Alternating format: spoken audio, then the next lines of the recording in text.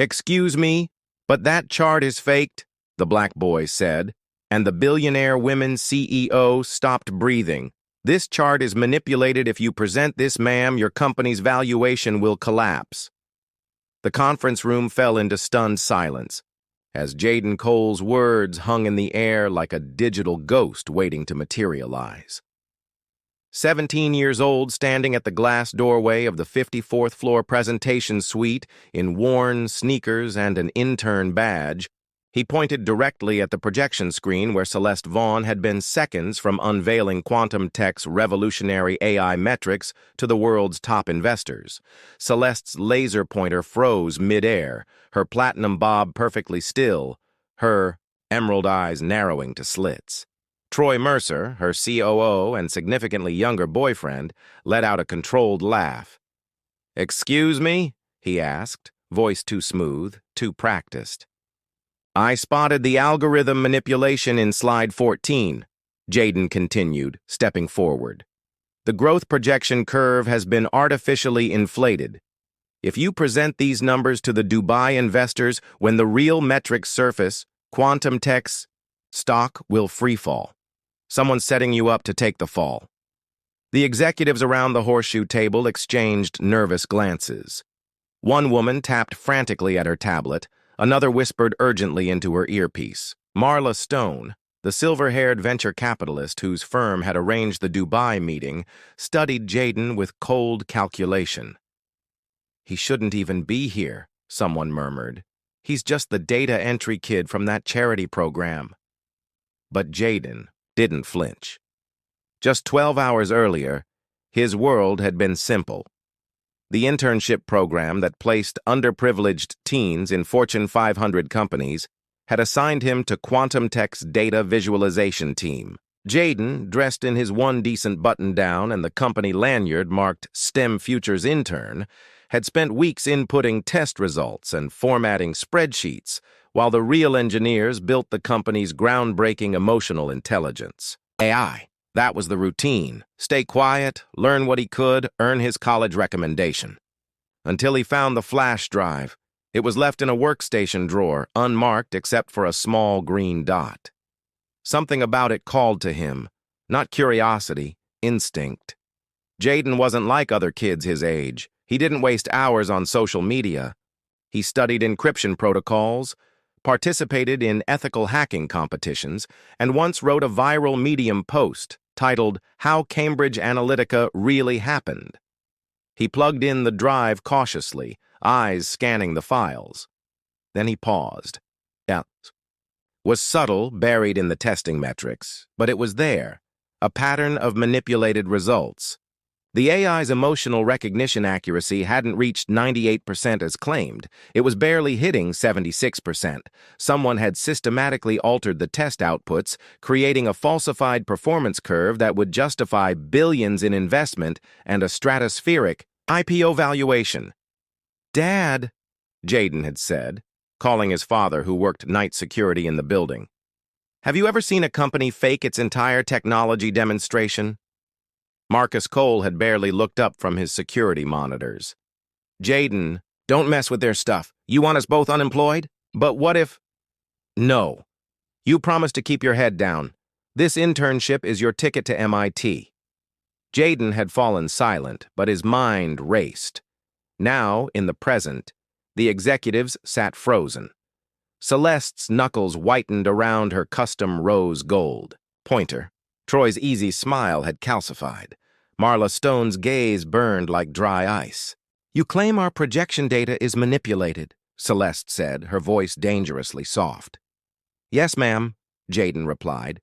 "The algorithm shows exponential growth because someone coded a false positive feedback loop. It's disguised as machine learning. Improvement, but it's actually a predetermined curve. Your AI isn't evolving. Someone's making it look like it is." Celeste's breathing stopped for a moment, her chest motionless beneath her Armani blazer. Troy stepped forward. "Are we seriously entertaining conspiracy theories from an intern who inputs spreadsheets?" Jaden's face burned, but his voice remained steady. "You can dismiss me, but if you present this data, When the Dubai sovereign wealth fund discovers they've invested in smoke, Quantum Tech won't just lose money, it'll face international fraud charges. A heavy silence descended. Then Celeste's voice like liquid nitrogen. Security! Two men in dark suits moved swiftly. Jaden stood tall as they approached, but just before they reached him, Celeste added, "Wait!" Her eyes never left the projection screen. "Pull up the raw data, now!" The room held its breath as a nervous technician pulled up the underlying metrics. Minutes stretched like hours as Celeste scanned the numbers, her expression unreadable. Finally, she turned to Troy, something dangerous flickering in her eyes. "Everyone out," she commanded, "except Mr. Cole and Troy." As the room emptied, Jaden caught Marla Stone whispering to her assistant, "Call the lawyers. Now." The door closed with a soft click, leaving Jaden alone with the two most powerful people at Quantum Tech. Celeste circled him slowly, like a predator assessing prey.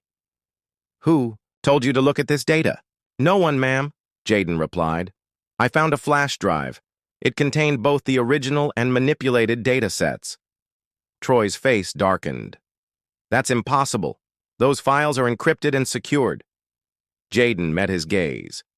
"The encryption was good. Just not good enough." Celeste stopped directly in front of Jaden. For the first time, he noticed the tiny lines of exhaustion beneath her perfect makeup. "Do you understand what you're implying? This company is 3 weeks from an IPO that would make history." Jaden swallowed hard. "Yes, ma'am. I understand exactly what I'm saying. Someone inside Quantum Tech is sabotaging you." The next morning, Quantum Tech's sleek headquarters hummed with barely contained chaos. The Dubai presentation had been postponed for technical refinements. Executives hurried through hallways, speaking in urgent whispers. Security personnel appeared at key access points. Jaden sat alone in a glass-walled conference room, his intern badge confiscated, his father pacing nervously outside. "I told you not to get involved," Marcus Cole said when they finally let him in. "Dad, they were going to commit fraud, international fraud." Marcus sank into a chair. "And now what? You think they'll thank you? People like us don't win against people like them." Before Jaden could respond, the door opened. A woman with close-cropped hair and intense eyes entered. "Mr. Cole, I'm Asha Campbell, former FBI Financial Crimes Division." She placed a business card on the table. "Now I run Truth Tech Journalism, and I think you and I need to talk." Meanwhile, 50 floors above, Celeste Vaughn stood in her private office, the manipulated chart spread across her desk like evidence at a crime scene.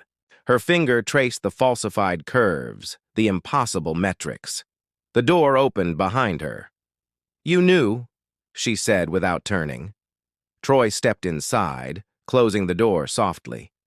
"Celeste, you need to calm down." "Don't tell me to calm down," she hissed, spinning to face him. "Was it you? Did you fake our entire technology platform?" Troy's expression remained smooth, practiced. "The technology works. It just needs more time. The investors wouldn't wait."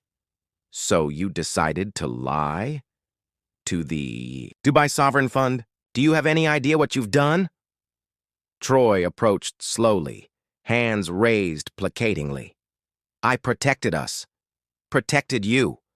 The numbers will catch up to the projections. They always do." Celeste laughed, a brittle sound. "And if they don't? If that boy hadn't spotted it, we'd be facing international securities fraud." Troy's eyes hardened. "That boy shouldn't have been looking at secure files. He's an intern from some charity program. Who's going to believe him over us?" "I believe him," Celeste said quietly, "because I checked the raw data myself last night. All night." She turned back to her desk, shoulders rigid. "Get out of my office. And Troy, don't leave town." Across the city, in a small apartment filled with computer parts and engineering textbooks, Jaden sat across from Asha Campbell, explaining everything he'd discovered. The flash drive wasn't just left there, he concluded. Someone wanted me to find it. Someone named Noah Green. Asha nodded. Noah Green was Quantum Tech's lead algorithm developer until 6 months ago. Official story says he left for personal reasons. She pulled out her tablet. Unofficial story? He disappeared after raising concerns about data integrity. Jaden's eyes widened. You think they silenced him? Asha's expression remained neutral. I think Noah Green found a way to fight back. Through you. She leaned forward. The question is, are you ready to help me finish what he started? That evening, Celeste sat alone in her penthouse, staring at the Manhattan skyline. Her phone buzzed with Troy's 15th call. She ignored it. Instead, she opened her laptop and began searching through personnel files. Noah Green. Terminated. 6 months ago after compatibility issues. She pulled up his final performance review, coded comments about alignment with company vision, and communication challenges. She dug deeper, finding a buried email thread where Noah had questioned the testing protocols. The response from Troy had been swift. Your concerns are noted. We're moving forward as planned. 2 days later, Noah was gone. Her phone buzzed, again. This time, not Troy, but Marla Stone. Tell me you've contained this, Marla said without preamble. The Dubai team is getting nervous. Celeste closed her eyes. I'm handling it. Handle faster, Marla snapped. We didn't come this far to let some scholarship kid derail everything. The call ended abruptly, leaving Celeste with a growing sense that she wasn't just fighting to save her company. She was fighting to understand what it had become. Downtown, Jaden and his father argued in their small apartment. This isn't your fight, Marcus insisted. These people can destroy us both. Jaden looked up from his laptop. Dad, they faked an entire AI system. They're about to take billions from investors based on a lie. And that's your problem, why? Marcus demanded. Because I saw it, Jaden said simply. Because if I say nothing, I'm part of it. Marcus fell, silent, then finally nodded. Your mother would have said the same thing. He squeezed Jaden's shoulder. Just promise me you'll be careful. The next morning, Asha Campbell published her first article. Questions surround Quantum Tech's AI claims. No mention of Jaden, just carefully worded concerns about the company's testing protocols and the mysterious departure of key technical staff. By noon, Quantum Tech's stock had dipped 3%. By closing bell, it was down 7%. Celeste summoned her executive team to an emergency meeting. Find me Noah Green, she ordered, and I want every piece of test data re-verified. Every single one. Troy shifted uncomfortably. Celeste, this is an overreaction to a minor PR issue. Minor? She cut him off. Our stock dropped 7 points because of questions about our core technology. Questions that an intern was able to substantiate with evidence someone deliberately left for him to find. She looked around the table. Someone in this room knows more than they're saying. I suggest you start talking. No one spoke. Finally, Celeste stood. Fine. As of this moment, the Dubai presentation is officially canceled. The IPO is on hold, and every executive in this room is subject to a full security audit of their communications. Panicked murmurs erupted. Troy's face darkened. You can't be serious. Watch me, Celeste replied, then walked out. That afternoon, Jaden received a text from an unknown number. Parking garage, level B3, 20 minutes. Asha advised against going, but Jaden insisted. This could be Noah. In the dimly lit garage, Jaden found not Noah, but a nervous young woman in Quantum Tech HR. Noah can't come himself, she whispered, handing him a sealed envelope. They're watching him, but he wanted you to have this. Inside was a security badge and a handwritten note. Server room 12, tonight. The truth isn't in the charts, it's in the source code. Jaden's heart raced. This was bigger than he thought. Meanwhile, Celeste had retreated to her private office, door locked, security disabled. She pulled up the company's secure server and began searching through directories she hadn't accessed in months. What she found made her blood run cold. Not just manipulated test results, but two separate versions of the AI itself, the public version shown to investors and the actual working version with its significant limitations. The deception wasn't just about inflated metrics, it was about a completely fabricated technology. And the trail led directly to Troy and Marla Stone's investment firm. Her phone buzzed. Troy again. This time she answered. "Where are you?" he demanded. "We need to coordinate our response." "I'm looking at the server directories," she said coldly. Silence then. "Celeste, let me explain." "I trusted you," she cut him off. "With my company, with my reputation." Her voice hardened. "With my heart. Everything I did was for us." Troy insisted. "For the company. The technology works in theory. It just needs more time." "Theory doesn't justify fraud," Celeste replied. "How long have you and Marla been planning this?" Another silence. "It's complicated." "No," Celeste said. "It's actually very simple. You're fired. Security is coming for your badge. And Troy? I'm just getting started." That night, using his father's security access and Noah's badge, Jaden slipped into Quantum Tech's server room. The place was eerily quiet, most employees sent home during the technical review. Following Noah's instructions, he located Server 12 and plugged in a specialized drive. Lines of code flashed across the screen, the AI's true architecture, with comments from the developers documenting the deliberate falsification. "I wouldn't touch that if I were you," a voice said from the doorway. Jaden spun around to find Marla Stone watching him, two security guards at her side. "Remarkable persistence," she said, stepping closer, "but this ends now." "Does Ms. Vaughn know you're here?" Jaden asked, trying to sound confident. Marla smiled thinly. "Celeste is busy dealing with a company in crisis.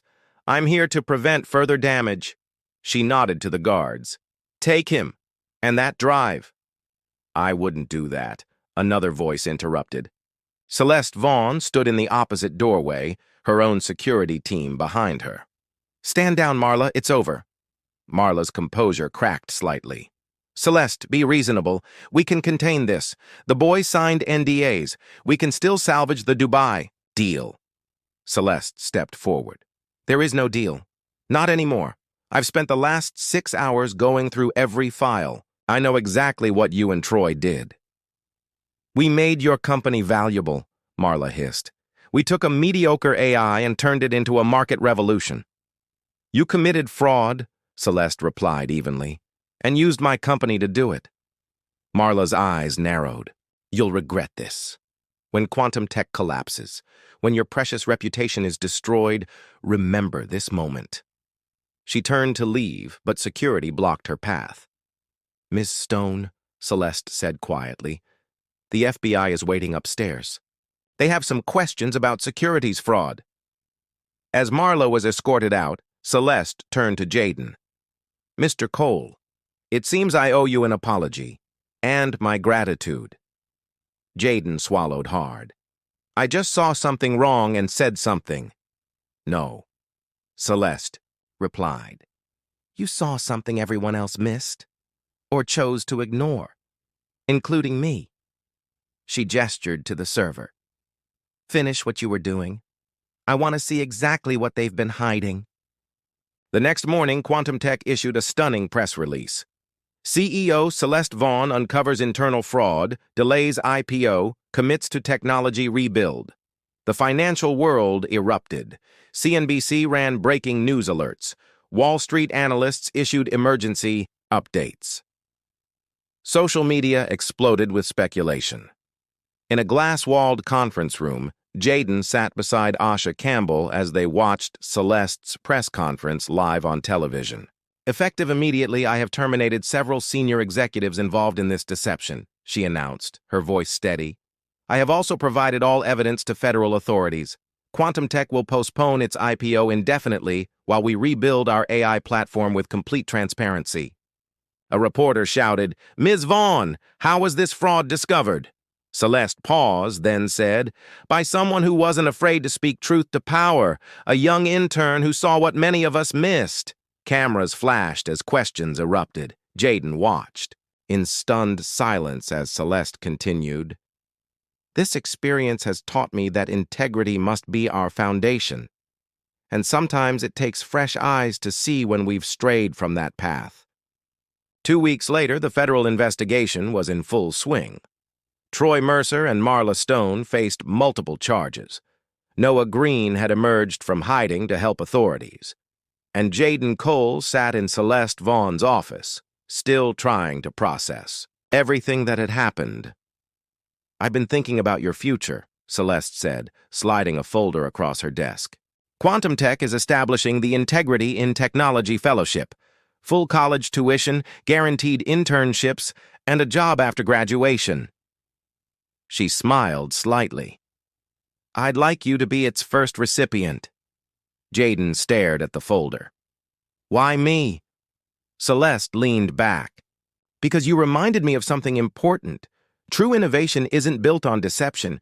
It's built on honesty, even when that honesty is uncomfortable. Jaden nodded slowly. What happens to Quantum Tech now? We rebuild, Celeste said simply. The real AI has potential. It's just not as advanced as Troy and Marla claimed. We'll develop it honestly however long it takes. Later that evening, Jaden sat with his father on their small balcony overlooking the city. I still can't believe it, Marcus said, shaking his head. My son, taking down corporate fraud and getting a full ride to MIT. Jaden smiled. I just spoke up, Dad. That's all. Marcus squeezed his son's shoulder. No.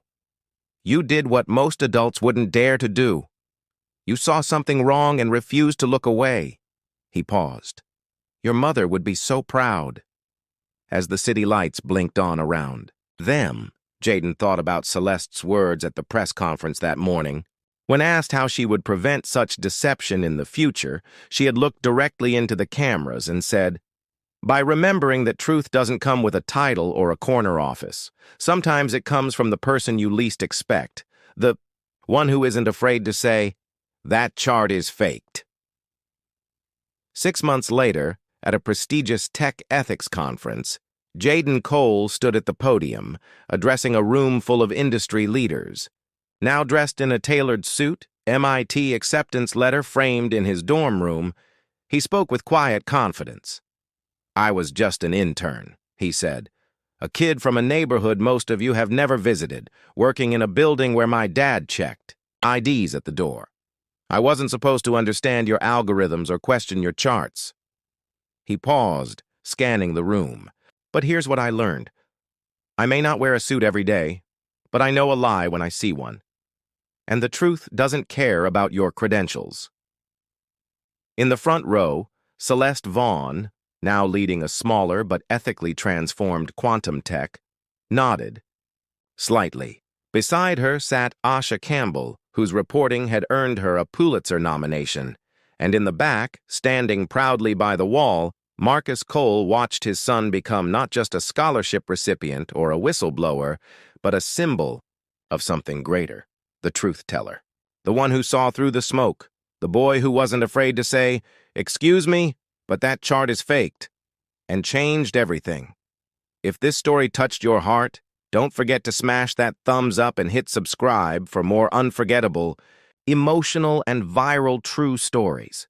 We want to hear from you. Drop a comment and tell us, where in the world are you watching from?